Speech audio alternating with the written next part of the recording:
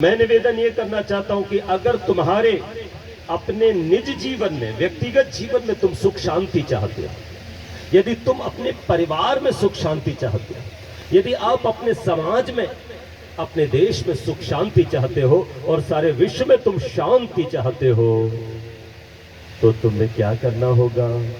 तुम्हें वेद भगवान की शरण में जाना होगा। आनंद, वेद भगवान की शरण में जाना होगा, क्योंकि मैंने निवेदन किया, सुख देता है ईश्वर उसी को, वेद की जो शरण में है आता।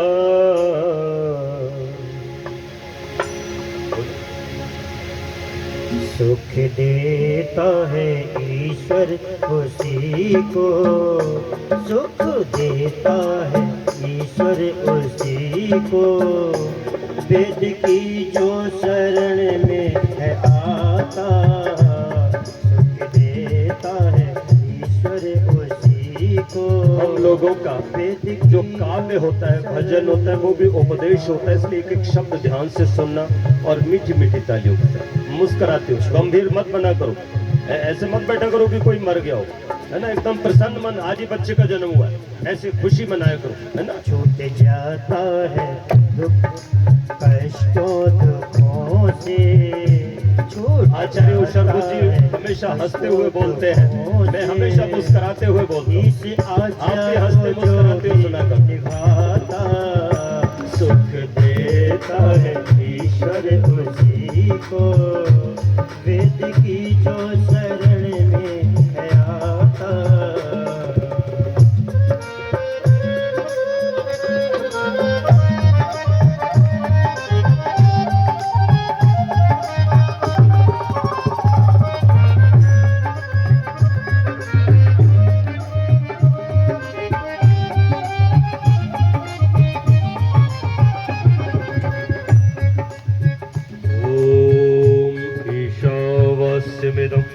सर्वं यत् किंचित् जगत्यां जगत् तेन त्यक्तेन भुञ्जीथा मा द्विधा कस्य सिद्धनम्।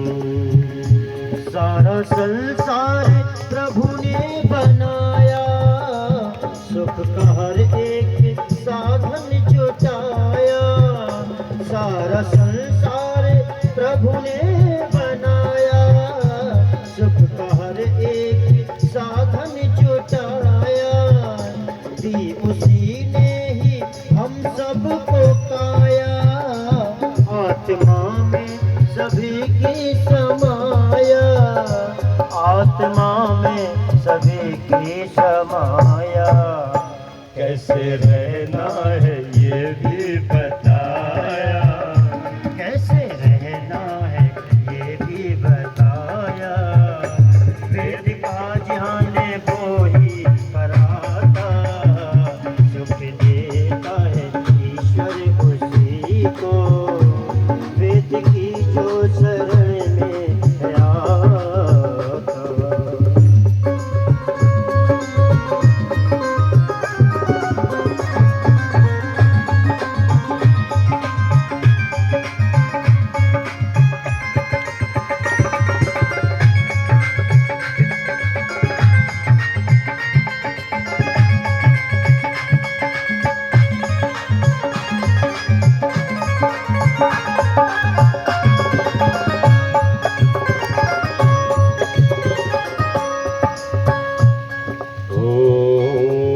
कुर्वन्नेवेह कर्माणि जिजीवषेच्छतं सम एवं त्वयि नान्यथेतोऽस्ते न कर्म लिप्यते। वो प्रभु हम सभी को सिखाता, कर्म अच्छे करो ये बताता। वो प्रभु हम सभी को सिखाता, कर्म अच्छे करो ये बताता। पाप कर्मों से होता है बंधन, पुण्य कर्मों से हो पार जाता। पुण्य कर्मों से हो पार जाता। स्वर्ग और नरक कर्मों का फल है, स्वर्ग और नरक कर्मों का फल है। इस फल से कोई बच न पाता, सुख देता है ईश्वर उसी को, वेद की जो शरण में है आता।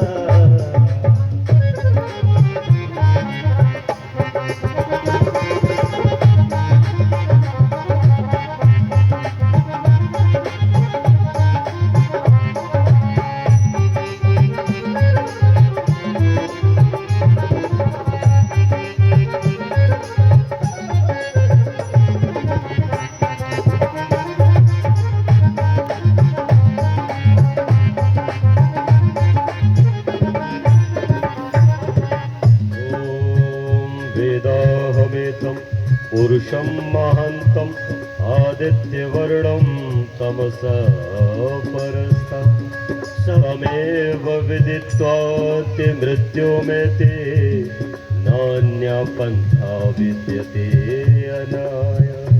सब दुखों का है अज्ञान कारण, ज्ञान ही है दुखों का निवारण। सब दुखों का है अज्ञान कारण, ज्ञान ही है दुखों का निवारण। जो भी वेदों को पढ़ता पढ़ाता, प्रभु उसे शीघ्र ज्ञानी बनाता। जो मनुष्य किसी की उन्नति के नाश की नहीं इच्छा करते किंतु सबके ऐश्वर्य को बढ़वाते हैं, वे सूर्य के समान उपकार करने वाले होते हैं।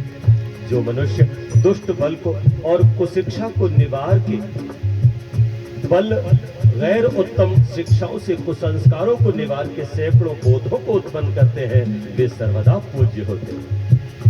जो भी वेदों को पढ़ता पढ़ाता, प्रभु उसे शीघ्र ज्ञानी बनाता, प्रभु उसे शीघ्र ज्ञानी बनाता। होती संसार में उसकी पूजा, होती संसार में उसकी पूजा। रूप को देवता है कहाता, सुख देता है ईश्वर उसी को, वेद की जो शरण में है आता। छूट जाता है कष्टों दुखों से, इस आज्ञा को जो भी निभाता, सुख देता है ईश्वर उसी को, और वेद की जो शरण में है आता, वेद की जो शरण में है आता, वेद की जो शरण में है बोलो वेद भगवान की। तो वेद जी की तो शरण में आना ही पड़ेगा। अब वेद जी की मैं विशेषता आपको बता दूं। वेद जी की विशेषता ये है, पहली बात तो वे औषधियां देते हैं कि जिससे आपके रोग नष्ट हो जाए, जिनकी चर्चा हम कर रहे हैं। बड़ी बीमारियां, सबसे बड़ा रोग तो अविद्या है, अज्ञान। और दूसरा काम वेद जी पता है क्या करते हैं? आपको शक्ति वर्धक टॉनिक भी देते हैं, रिवाइटल देते हैं, पूरा हृष्ट पुष्ट बनाते हैं। ध्यान रख, पहला काम क्या किया बोलो? दवाइयां दी, जिससे शरीर के रोग अर्थात मन के रोग आपके दूर हो। और दूसरा, आत्मा बलवान हो जाए, दयानंद हो जाए, श्री राम हो जाए, श्री कृष्ण हो जाए, दधीचि हो जाए।